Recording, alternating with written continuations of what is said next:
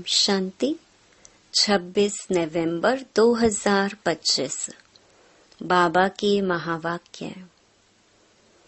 मीठे बच्चे, तुम अभी वर्ल्ड सर्वेंट हो। तुम्हें किसी भी बात में देह अभिमान नहीं आना चाहिए। प्रश्न: कौन सी एक आदत ईश्वरीय कायदे के विरुद्ध है, जिससे बहुत नुकसान होता है? उत्तर: कोई भी फिल्मी कहानियां सुनना व पढ़ना, नॉवेल्स पढ़ना, यह आदत बिल्कुल बेकायदे है। इससे बहुत नुकसान होता है। बाबा की मना है, बच्चे, तुम्हें ऐसी कोई किताबें नहीं पढ़नी है। अगर कोई बीके ऐसी पुस्तकें पढ़ता है तो तुम एक दो को सावधान करो।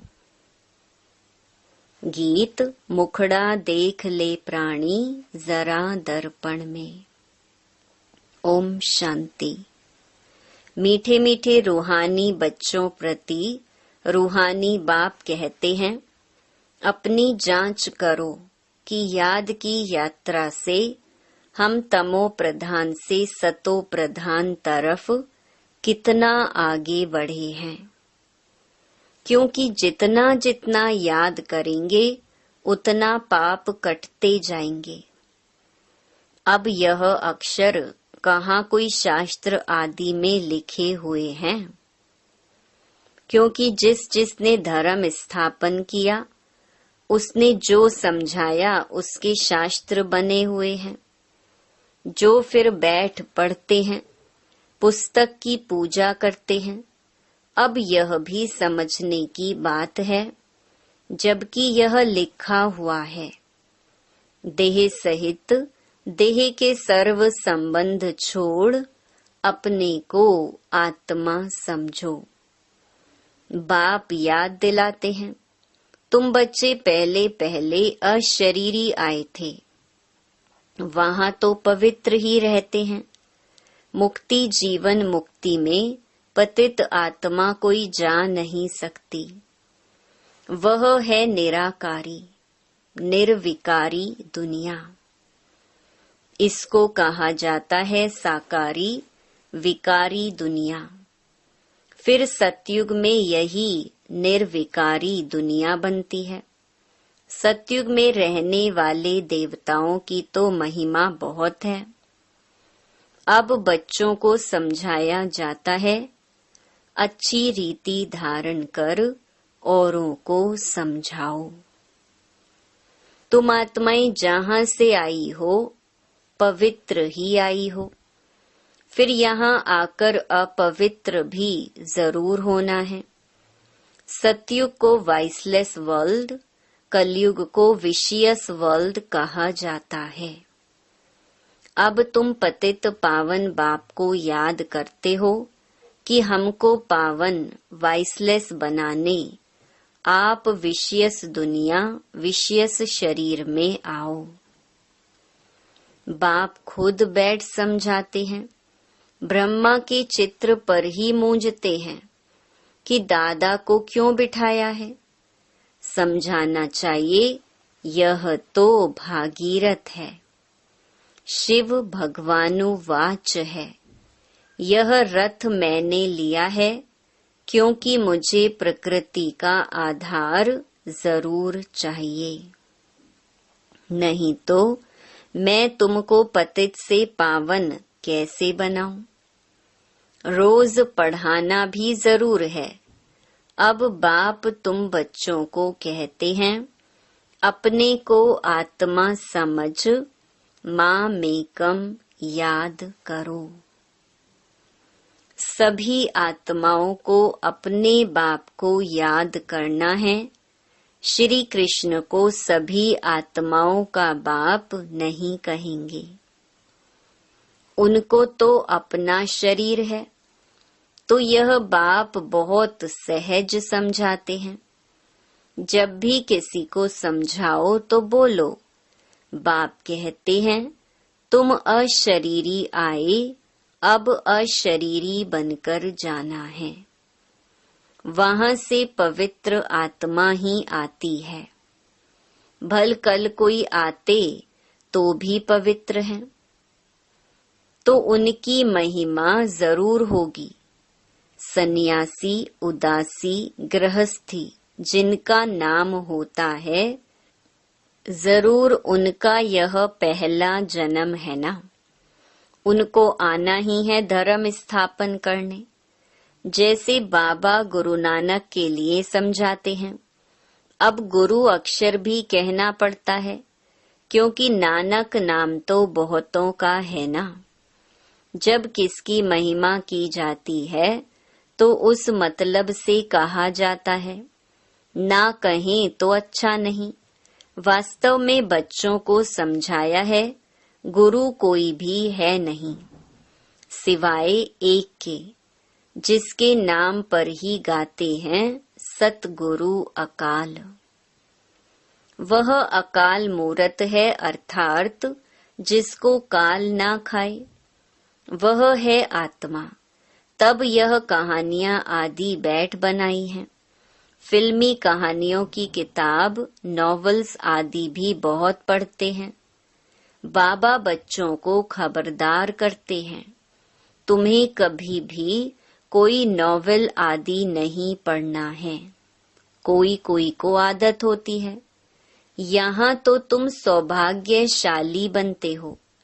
कोई बीके भी नॉवेल्स पढ़ते हैं। इसीलिए बाबा सब बच्चों को कहते हैं, कभी भी किसको नॉवेल पढ़ता देखो तो झट उठाकर फाड़ दो। इसमें डरना नहीं है। हमको कोई श्राप ना दे व गुस्से ना हो, ऐसी कोई बात नहीं। तुम्हारा काम है एक दो को सावधान करना। फिल्म की कहानियां सुनना या पढ़ना बेकायदे है। बेकायदे कोई चलन है तो झट रिपोर्ट करनी चाहिए, नहीं तो सुधरेंगे कैसे? अपना नुकसान करते रहेंगे। खुद में ही योग बल नहीं होगा तो यहाँ क्या बैठ सिखलाएंगे? बाबा की मना है।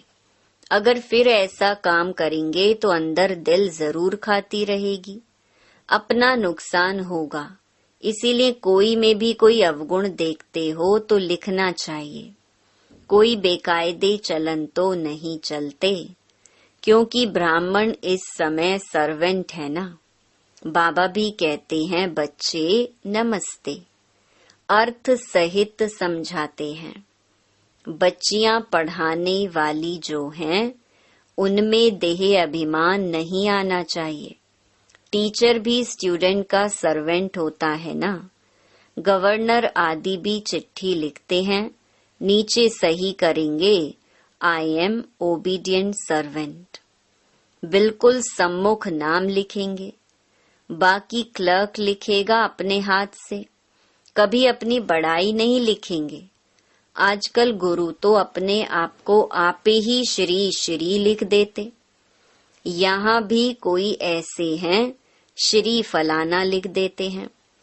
वास्तव में ऐसे भी लिखना नहीं चाहिए। ना फीमेल श्रीमती लिख सकती है। श्रीमत तब मिले जब श्री श्री स्वयं आकर मत देवे। तुम समझा सकते हो कि जरूर कोई की मत से यह देवता बने है ना। भारत में किसको भी यह पता नहीं कि यह इतना ऊंच विश्व के मालिक कैसे बने। तुमको तो यही नशा चढ़ना चाहिए। यह एम ऑब्जेक्ट का चित्र सदैव छाती से लगा होना चाहिए।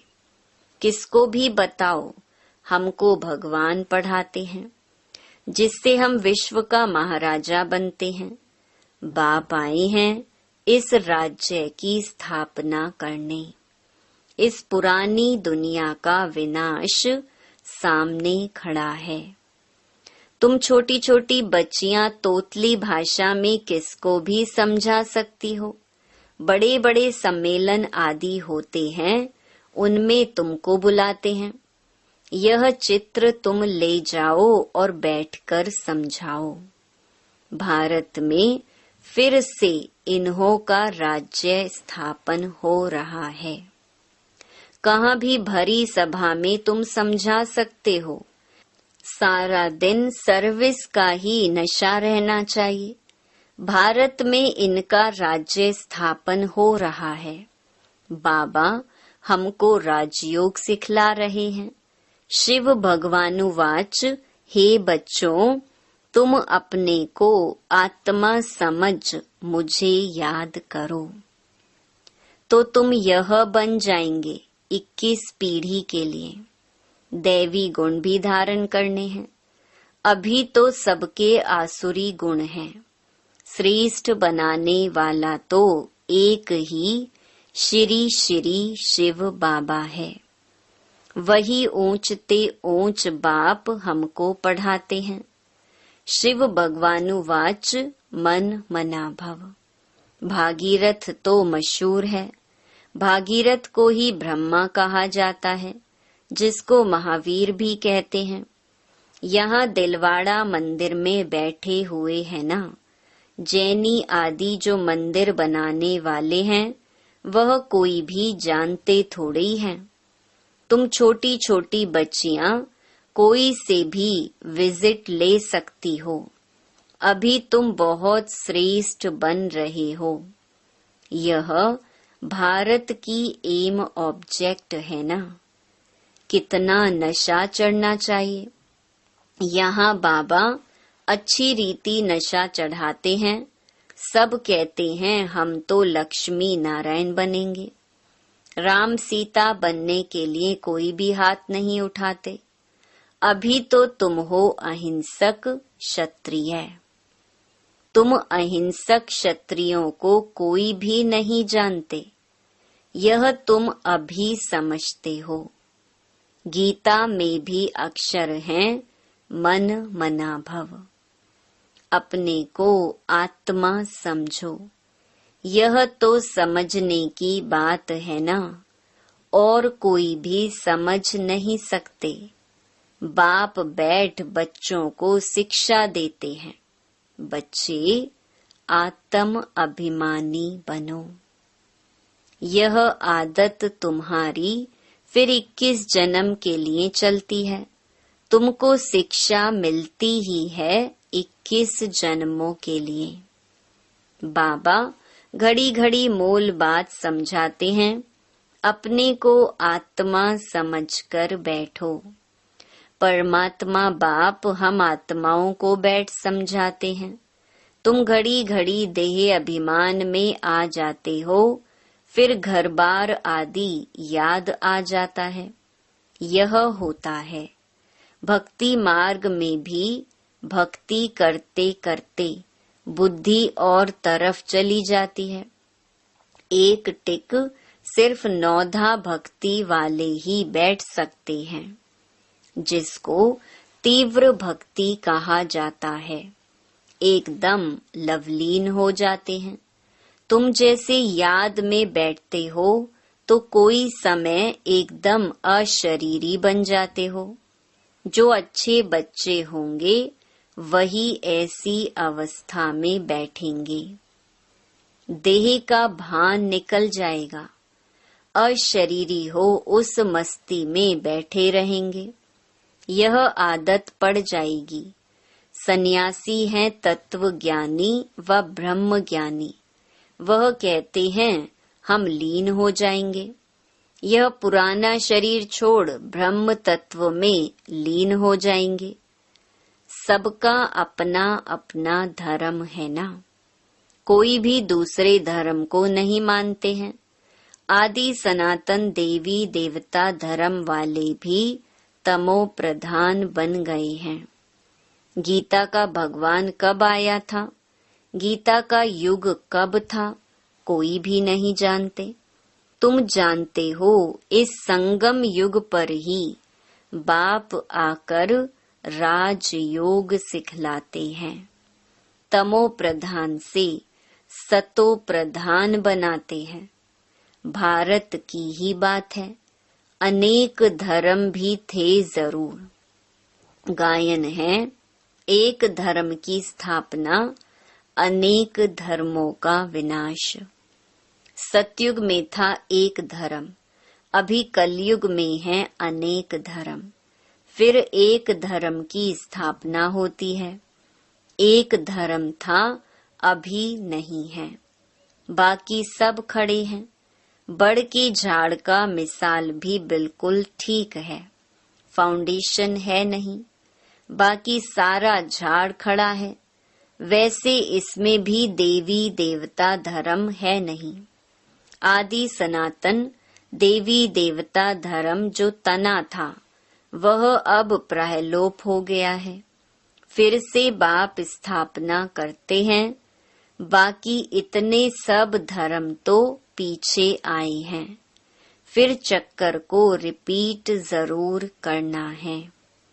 अर्थात पुरानी दुनिया से फिर नई दुनिया होनी है। नई दुनिया में इन्हों का राज्य था। तुम्हारे पास बड़े चित्र भी हैं, छोटे भी हैं। बड़ी चीज होगी तो देखकर पूछेंगे, यह क्या उठाया है? बोलो, हमने वह चीज उठाई है जिससे मनुष्य बेगर टू प्रिंस बन जाए। दिल में बड़ा उमंग, बड़ी खुशी रहनी चाहिए। हम आत्माएं भगवान के बच्चे हैं। आत्माओं को भगवान पढ़ाते हैं। बाबा हमको नैनों पर बिठाए ले जाएंगे। इस छीछी दुनिया में तो हमको रहने का नहीं है।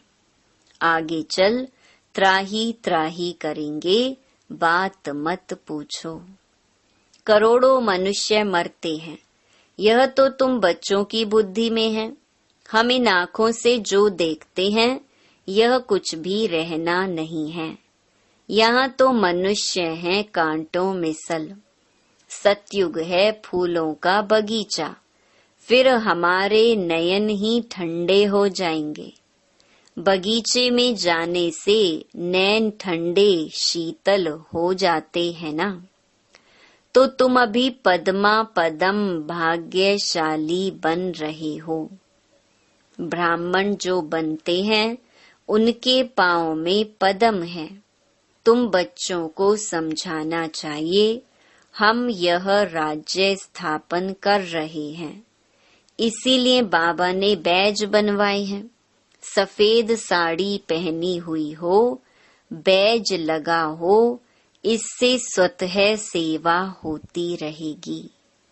मनुष्य गाते हैं, आत्मा परमात्मा अलग रहे बहुकाल।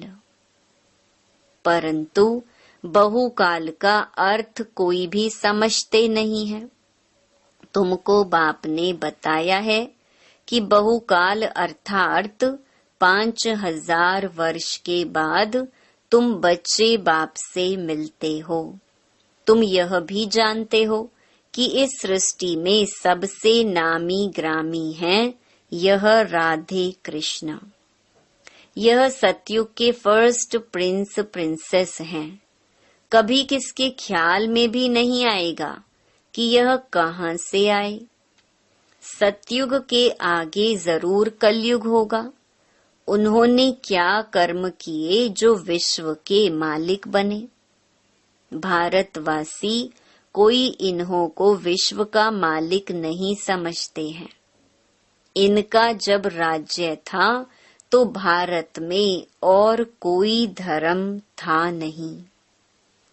अभी तुम बच्चे जानते हो, बाप हमको राजयोग सिखा रही हैं। हमारी एम ऑब्जेक्ट यह है। भल मंदिरों में उन्हों के चित्र आदि हैं, परंतु यह थोड़े ही समझते हैं कि इस समय यह स्थापना हो रही है। तुम्हारे में भी नंबरवार समझते हैं, कोई तो बिल्कुल ही भूल जाते हैं। चलन ऐसी होती है जैसे पहले थी। यहाँ समझते तो बहुत अच्छा है, यहाँ से बाहर निकले खलास। सर्विस का शौक रहना चाहिए, सबको यह पैगाम देने की युक्ति रचें। मेहनत करनी है, नशे से बताना चाहिए। शिव बाबा कहते हैं, मुझे याद करो तो पाप मिट जाएंगे। हम एक शिव बाबा के सिवाय और किसको याद नहीं करते हैं। अच्छा, मीठे मीठे सिकिलधे बच्चों प्रति माता पिता बाप दादा का याद प्यार और गुड मॉर्निंग। रूहानी बाप की रूहानी बच्चों को नमस्ते। धारणा के लिए मुख्य सार।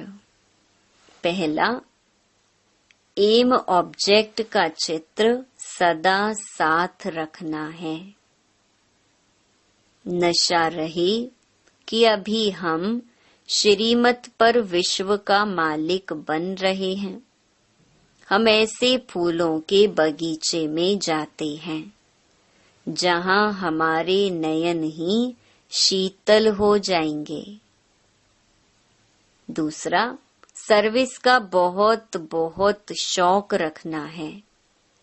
बड़े दिल व उमंग से बड़े बड़े चित्रों पर सर्विस करनी है। बेगर टू प्रिंस बनाना है। वरदान, कर्मों की गति को जान, गति सदगति का फैसला करने वाले मास्टर दुख हरता सुख करता भव। अभी तक अपने जीवन की कहानी देखने और सुनाने में बिजी नहीं रहो, बल्कि हरेक के कर्म की गति को जान, गति सदगति देने के फैसले करो। मास्टर दुख हरता सुख करता का पार्ट बजाओ। अपनी रचना के दुख अशांति की समस्या को समाप्त करो। उन्हें महादान और वरदान दो। खुद फैसिलिटीज माना सुविधाएं ना लो, अब तो दाता बनकर दो। यदि सेल्वेशन के आधार पर स्वयं की उन्नति व सेवा में अल्पकाल के लिए सफलता प्राप्त हो भी जाए, तो भी आज महान होंगे, कल महानता की प्यासी आत्मा बन जाएंगे। स्लोगन, अनुभूति ना होना युद्ध की स्टेज है, योगी बनो योद्धे नहीं। अव्यक्त इशारे, अशरीरी व विदेही स्थिति का अभ्यास बढ़ाओ। जैसे ब्रह्मा बाप अव्यक्त बन विदेही स्थिति द्वारा कर्मातीत बने, तो अव्यक्त ब्रह्मा की विशेष पालना के पात्र हो। इसीलिए अव्यक्त पालना का रिस्पॉन्ड विदेही बनकर दो। सेवा और स्थिति का बैलेंस रखो। विदेही माना देह से न्यारा। स्वभाव, संस्कार, कमजोरियां सब देह के साथ हैं, और देह से न्यारा हो गया तो सबसे न्यारा हो गया। इसीलिए यह ड्रिल बहुत सहयोग देगी। इसमें कंट्रोलिंग पावर चाहिए। अच्छा, ओम शांति।